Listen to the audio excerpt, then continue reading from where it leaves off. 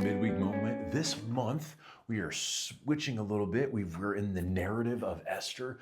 We got to learn how God delivered the Jewish people from what was going to be certain death. It was going to be the destruction of them in Babylon, but we see how God came in, intervened, and switched this story around. So I hope that that was a blessing for you guys. This month, we are switching over to the Psalms.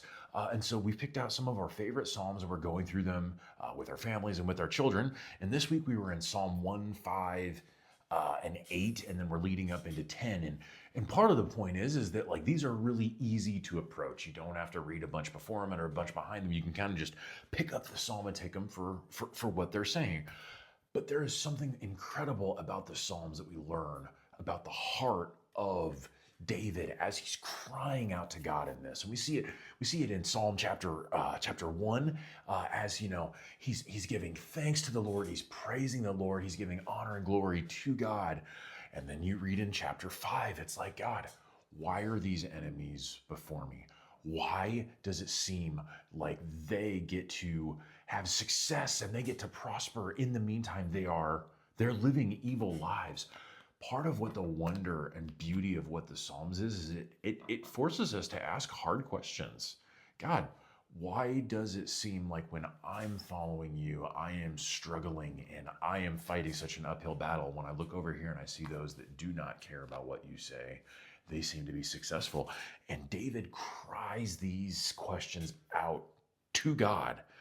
In the beginning of chapter 10, oh God, why are you so far away? Why do you hide when I'm in trouble? The wicked arrogantly hunt down the poor. You know, these are prayers. These are songs that David is praying and singing to God about the wickedness of those that he sees. And he's asking God, like, in your goodness, how does this continue? How is it that we see such things going on? And then it switches. And then we see that at the end, it's like, no, God, you arise. You are the one that is enthroned above all. And so we almost get this complaining and then David giving his own answer. Like, God, why is this like this? But God, you are supreme. You are above all. God, you arise. You show justice and you show mercy as you see fit.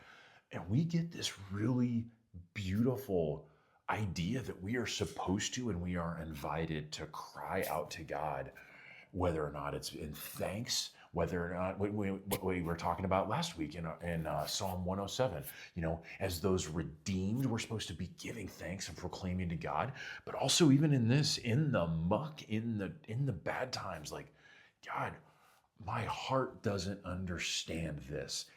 But we're taking it to you. We're crying out to you. I'm singing to you. And this is kind of the rhythm of the Psalms. So I hope that you guys, if you're not familiar with the Psalms, if that's, I don't really traipse around in the Psalms. I challenge you, like, dig into this, because this really invites us to ask some harder questions that sometimes as we're just like academically going through the Bible, like, oh, this makes sense, this doesn't make sense, I don't have to think about that. But no, this invites us to like some of the emotion that it is to be a follower of Jesus, to be a follower of God as you see rebellion and evil taking place. So enjoy this, spend some time in this with your family this week. These are small, these are short and easy to approach. So I hope that this goes well for you. I hope that you guys are blessed by this. Love you guys.